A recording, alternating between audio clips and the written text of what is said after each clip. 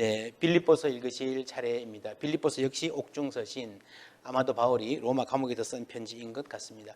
빌립보는 바울이 사도행전에 의하면 아시아 지역에서 전도하다가 자꾸 전도 문이 막히고 안 되는 상태에서 어떡할까 발을 동동 굴리는데 마게도냐에서 도와달라는 환상을 보고 건너가죠. 그래 건너가서 첫 방문지가 빌립보였습니다. 그러니까 이 아시아는 터키 이쪽 지역이고 지금의 아시아고요. 당시에 마게도냐 그리스는 이제 지금은 유럽이죠. 그러니까 유럽 전도가 시작된 관문, 기독교가 서구의 종교로 방향을 틀었던 그 첫 번째 지역이 빌립보였습니다. 빌립보 동에 가서 루디아라는 여자가 예수를 믿었고요. 그리고 그 다음에 감옥에 갇혔는데 감옥 옥문이 열리면서 간수를 전도하는 기록이 나오죠. 그때 간수를 전도하면서 했던 말이 주 예수를 믿어라. 그리하면 너와 내 집이 구원을 얻으리라 는 말이었습니다. 그 말이 유래했던 곳 빌립보를 떠나서 이제 바울이 말년에 빌립보인 교인들을 향해서 감사와 그리움과 또 신앙적인 권면이 담긴 편지를 쓰고 있는 것입니다. 1장 12절 13절 보면 바울의 상황이 나옵니다. 형제들아 내가 당한 일이 도리어 복음 전파의 진전이 된 줄을 너희가 알기를 원하노라 했습니다. 당한 일이라고 하는 것은 자기의 투옥이라는 상황이죠.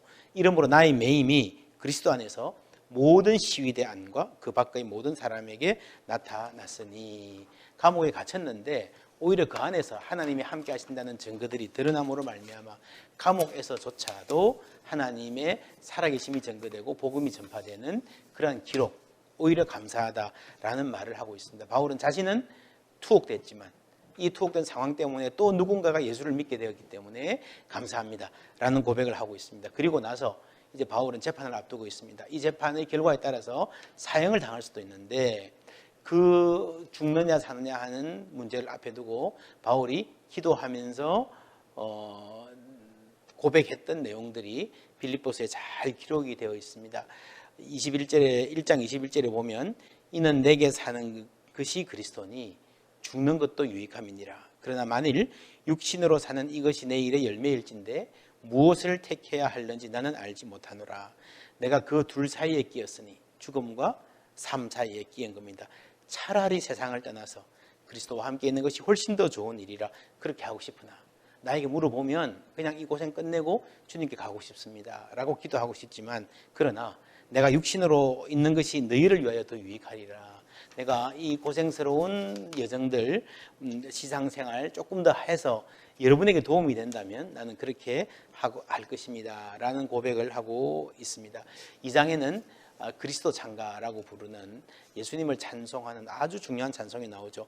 그는 근본 하나님의 본체시나 하나님과 동등됨을 취할 것으로 여기지 아니하시고 오히려 자기를 비어 종의 형체를 가지사 사람들과 같이 되셨고로 시작하는 이 아름다운 찬송은 예수님이 어떤 분이었는지, 초대 교인들이 예수님을 어떤 분으로 고백했는지를 보여주는 아주 간결하면서도 핵심을 잘 담고 있는 그리스도론, 그리스도에 대해서 잘 보여주는 핵심적인 신학적인 요약이라고 볼 수 있습니다.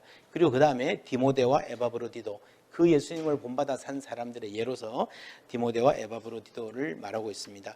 이렇게 따뜻한 분위기, 여러분 나의 면류관입니다, 칭찬과 따뜻한 분위기가 계속되다가 3장에서는 어조가 조금 바뀌어서 강력한 경고가 나갑니다. 할례당에 대한 경고죠. 할례를 받으라, 예수를 믿어도 할례를 받아야 된다라고 주장하는 사람들, 우리가 갈라디아서에서 보았듯이 갈라디아서가 정말 바울이 굉장히 화가 나서 질타했던 그러한 내용, 그 주제를 빌립보서 3장이 다루고 있습니다. 그리고 빌립보서 3장 뒷부분에 가면은 우리의 시민권은 하늘에 있습니다 라는 고백도 나오고요. 4장에 가면 구체적인 얘기를 합니다. 빌립보 교인들이 바울에게 편지와 선물을 보냈습니다. 옥중에 있는 바울에게 요즘 말로 하면 영치금 정도 되겠죠.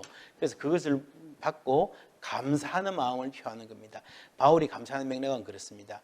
사실 이 돈은 나에게 그렇게 필요 없습니다. 나는 풍족합니다. 안 받아도 잘 살 수 있습니다. 그러나 여러분이 나에게 선물을 보낸 것으로 볼 때에 나를 여전히 지지하고 있고 내가 전한 복음을 소중히 간직하고 있으며 그 믿음의 뿌리 내리고 있다는 증거가 된다고 볼 때에 나는 너무너무 기쁩니다. 감사합니다.